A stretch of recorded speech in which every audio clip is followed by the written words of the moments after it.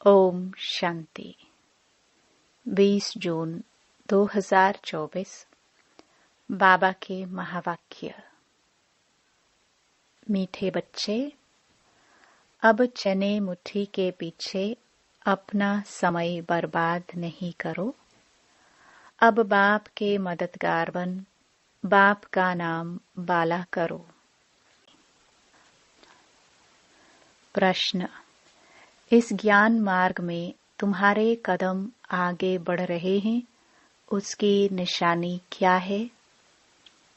उत्तर: जिन बच्चों को शांति धाम और सुख धाम सदा याद रहता है।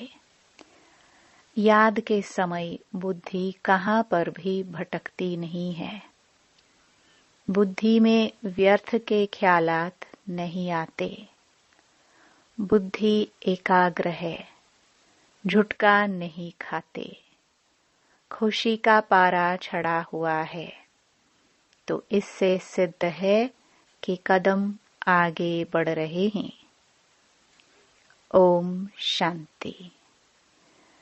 बच्चे इतना समय यहाँ बैठे हैं, दिल में भी आता है कि हम जैसे शिवालय में बैठे हैं।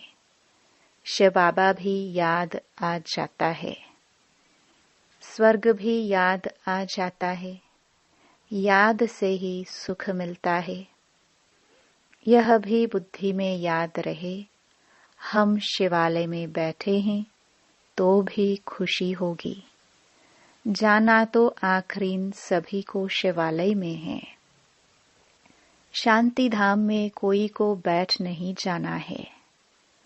वास्तव में शांति धाम को भी शिवालय कहेंगे, सुख धाम को भी शिवालय कहेंगे। दोनों स्थापन करते हैं। तुम बच्चों को याद भी दोनों को करना है। वो शिवालय है शांति के लिए और वो शिवालय है सुख के लिए। ये है दुख धाम। अभी तुम संगम पर बैठे हो। शांति धाम और सुख धाम के सिवाय और किसकी भी याद नहीं होनी चाहिए। भल कहाँ भी बैठे हो, धंधे आदि में बैठे हो, तो भी बुद्धि में दोनों शिवालय याद आने चाहिए। दुख धाम भूल जाना है। बच्चे जानते हैं ये वैश्यालय दुख धाम अब खत्म हो जाना है। यहाँ बैठे तुम बच्चों को झुटका आदि भी नहीं आना चाहिए। बहुतों की बुद्धि कहाँ कहाँ और तरफ चली जाती है। माया के विघ्न पड़ते हैं। तुम बच्चों को बाप घड़ी घड़ी कहते हैं, बच्चे मन मना भव। भिन्न भिन्न प्रकार की युक्तियाँ भी बतलाते हैं। यहाँ बैठे हो, बुद्धि में यह याद करो कि हम पहले शांति धाम शिवालय में जाएंगे, फिर सुखधाम में आएंगे। ऐसा याद करने से पाप कटते जाएंगे। जितना तुम याद करते हो उतना कदम बढ़ाते हो। यहाँ और कोई ख्यालात में नहीं बैठना चाहिए, नहीं तो तुम औरों को नुकसान पहुंचाते हो। फायदे के बदले और ही नुकसान करते हो। आगे जब बैठते थे तो सामने कोई को जांच करने के लिए बिठाया जाता था। कौन झुटका खाते हैं, कौन आंखें बंद कर बैठते हैं, तो बड़ा खबरदार रहते थे। बाप भी देखते थे। इनका बुद्धियोग कहाँ भटकता है क्या, या झुटका खाते हैं क्या? ऐसे भी बहुत आते हैं जो कुछ भी समझते नहीं हैं। ब्राह्मणियाँ ले आती हैं। शिव बाबा के आगे बच्चे बड़े अच्छे होने चाहिए, जो गफलत में नहीं रहे, क्योंकि यह कोई ऑर्डिनरी टीचर नहीं। बाप बैठ सिखलाते हैं। यहाँ बहुत सावधान होकर बैठना चाहिए। बाबा 15 मिनट शांति में बिठाते हैं। तुम तो घंटा 2 घंटा बैठते हो, सब तो महारथी नहीं है। जो कच्चे हैं उनको सावधान करना है। सावधान करने से सुजाग हो जाएंगे। जो याद में नहीं रहते, व्यर्थ ख्यालात चलाते रहते हैं, वह जैसे विघ्न डालते हैं, क्योंकि बुद्धि कहाँ न कहाँ भटकती है। महारथी, घोड़े सवार, प्यादे सब बैठे हैं। बाबा आज विचार सागर मंथन करके आए थे। म्यूजियम में अथवा प्रदर्शनी में तुम बच्चे जो शिवालय, वेश्यालय और पुरुषोत्तम संगम युग तीनों ही बताते हो, यह बहुत अच्छा है समझाने के लिए। यह चित्र बहुत बड़े बड़े बनाने चाहिए। सबसे अच्छा बड़ा हॉल इनके लिए होना चाहिए, जो मनुष्यों की बुद्धि में झट बैठे। बच्चों का विचार चलना चाहिए कि इसमें हम इम्प्रूवमेंट कैसे लाए। पुरुषोत्तम संगम युग बहुत अच्छा बनाना चाहिए।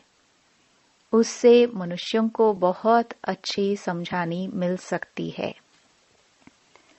तपस्या में भी तुम 5-6 को बिठाते हो, परंतु नहीं, 10-15 को तपस्या में बिठाना चाहिए। बड़े बड़े चित्र बनाकर क्लियर अक्षर में लिखना चाहिए। तुम इतना समझाते हो, फिर भी समझते थोड़े ही हैं। तुम मेहनत करते हो समझाने के लिए, पत्थर बुद्धि है ना, तो जितना हो सके अच्छी रीति समझाना चाहिए। जो सर्विस में रहते हैं उन्हों को सर्विस बढ़ाने का ख्याल करना है।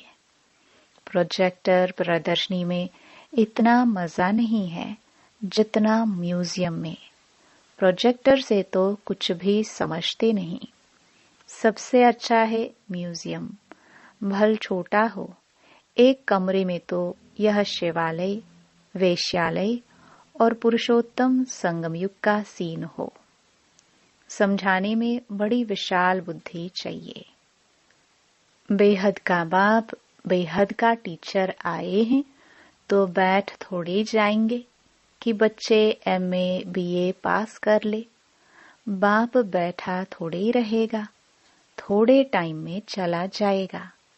बाकी थोड़ा समय है तो भी जागते नहीं। अच्छी अच्छी जो बच्चियां होंगी वह कहेंगे कि इन 400-500 रुपयों के लिए क्यों हम मुफ्त अपना टाइम बर्बाद करें। फिर शिवालय में हम क्या पद पाएंगे। बाबा देखते हैं कुमारियां तो फ्री हैं, भल कितना भी बड़ा पगार हो तो भी यह तो जैसे मुट्ठी में चने हैं। ये सब खलास हो जाएंगे, कुछ भी रहेगा नहीं। बाप चने मुट्ठी अब छुड़ाने आए हैं, परंतु छोड़ते ही नहीं हैं। उसमें है चने मुट्ठी, इसमें है विश्व की बादशाही। वह तो पाई पैसे के चने हैं, उनके पिछाड़ी कितना हैरान होते हैं। कुमारियां तो फ्री हैं, वह पढ़ाई तो पाई पैसे की है। उनको छोड़ यह नॉलेज पढ़ते रहे तो दिमाग भी खुले। ऐसी छोटी छोटी बच्चियां बड़ों बड़ों को बैठ नॉलेज दे। बाप आए हैं शिवालय स्थापन करने। यह तो जानते हैं कि यहाँ का सब कुछ मिट्टी में मिल जाना है। यह चने भी नसीब में नहीं आएंगे। किसकी मुट्ठी में 5 चने अर्थात 5 लाख होंगे, वह भी खत्म हो जाएंगे। अभी टाइम बहुत थोड़ा है। दिन प्रतिदिन हालात खराब होती जाती है। अचानक आफतें आ जाती हैं। मौत भी अचानक होते रहते हैं। मुट्ठी में चने होते ही प्राण निकल जाते हैं। तो मनुष्यों को इस बंदरपने से छुड़ाना है। सिर्फ म्यूजियम देख खुश नहीं होना है, कमाल कर दिखाना है। मनुष्यों को सुधारना है। बाप बच्चों को विश्व की बादशाही दे रहे हैं। बाकी तो भुगरा चना भी किसको नसीब में नहीं आएगा। सब खत्म हो जाएंगे। इससे तो क्यों ना बाप से बादशाही ले लो। कोई तकलीफ की बात नहीं। सिर्फ बाप को याद करना है और स्वदर्शन चक्र फिराना है। भुगरों से चनों से मुट्ठी खाली कर हीरे जौहरों से मुट्ठी भरकर जाना है। बाप समझाते हैं, मीठे बच्चे, इन चने मुट्ठी के पिछाड़ी तुम अपना समय क्यों बर्बाद करते हो। हाँ, कोई बुजुर्ग हैं, बाल बच्चे बहुत हैं तो उनको संभालना होता है। कुमारियों के लिए तो बहुत सहज है। कोई भी आए तो उनको समझाओ कि बाप हमको यह बादशाही देते हैं तो बादशाही लेनी चाहिए ना। अभी तुम्हारी मुट्ठी हीरों से भर रही है, बाकी और तो सब विनाश हो जाएंगे। बाप समझाते हैं, तुमने 63 जन्म पाप किए हैं।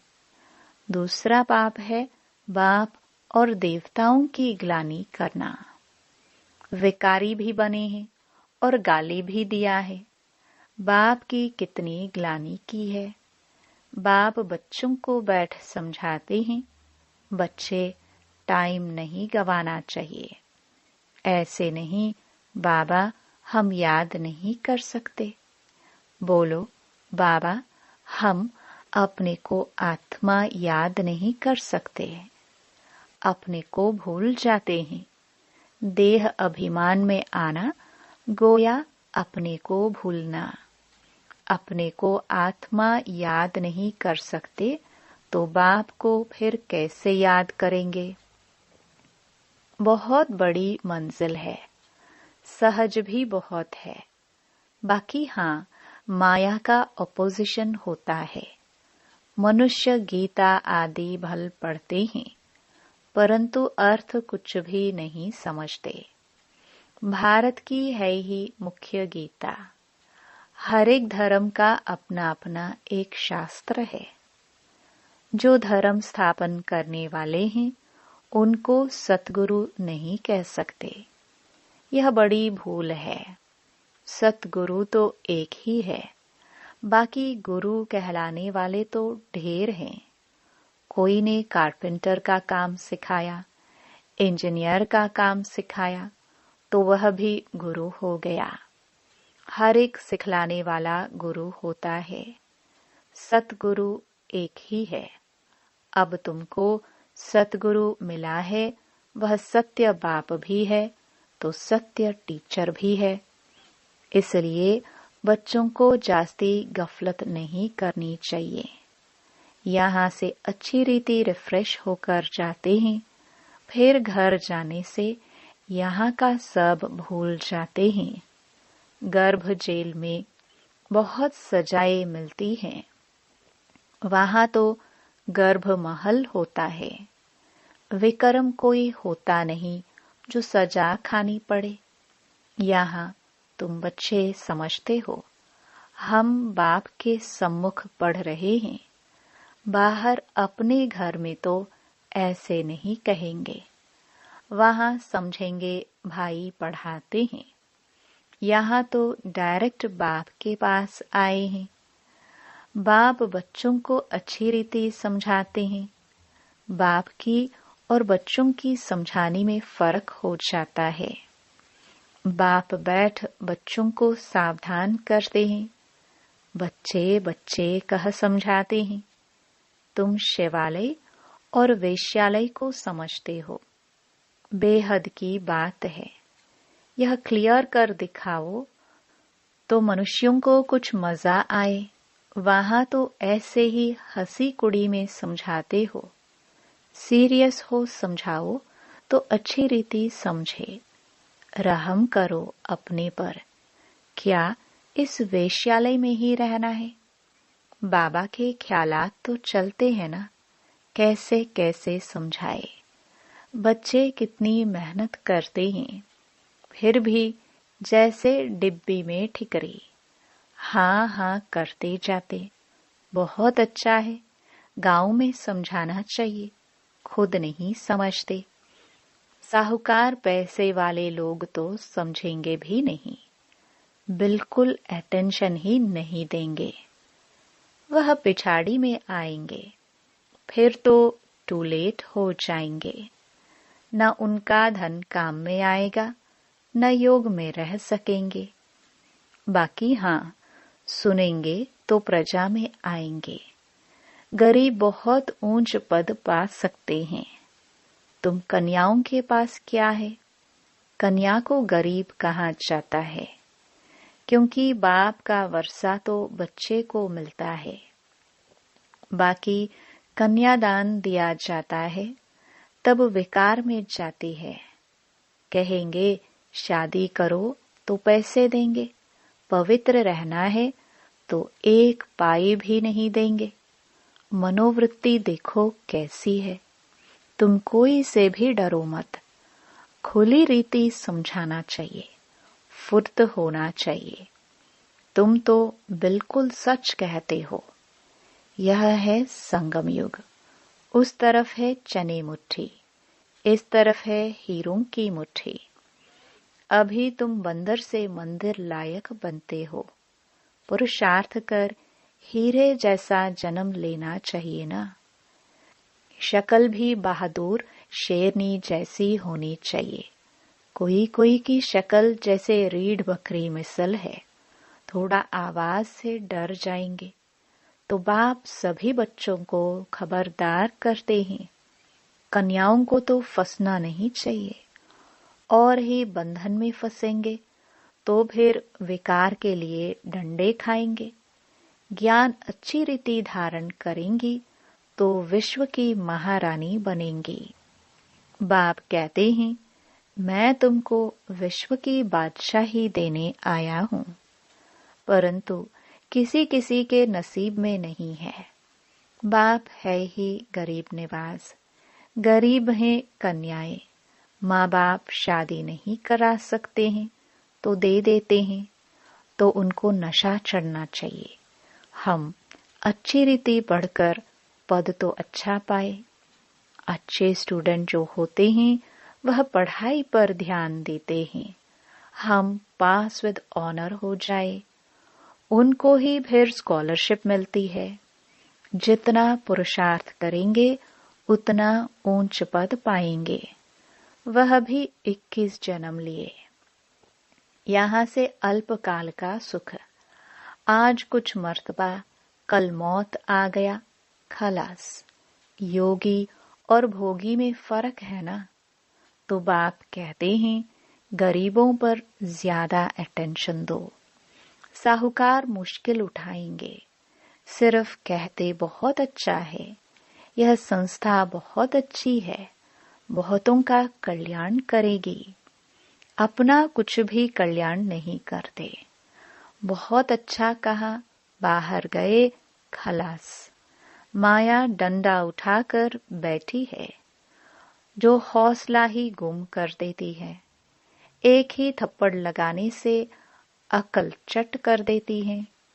बाप समझाते हैं, भारत का हाल देखो क्या हो गया है। बच्चों ने ड्रामा को अच्छी रीति समझा है।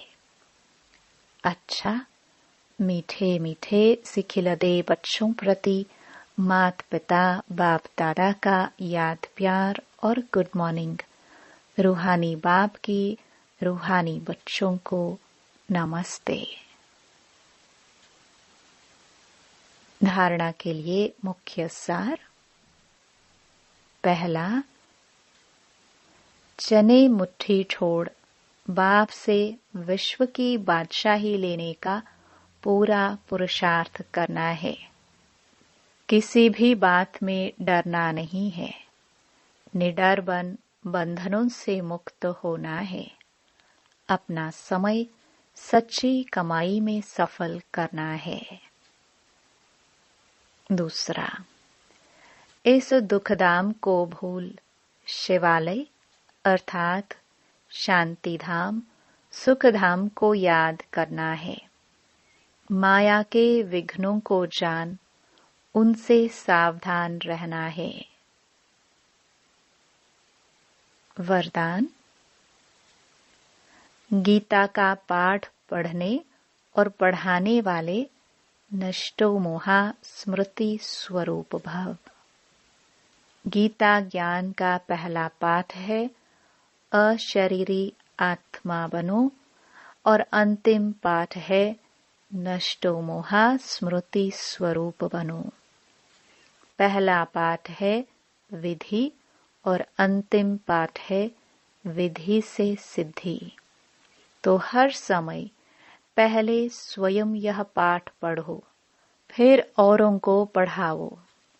ऐसा श्रेष्ठ कर्म करके दिखाओ जो आपके श्रेष्ठ कर्मों को देख अनेक आत्माएं श्रेष्ठ कर्म करके अपने भाग्य की रेखा श्रेष्ठ बना सके। स्लोगन। परमात्म स्नेह में समाये रहो तो मेहनत से मुक्त हो जाएंगे। ओम शांति।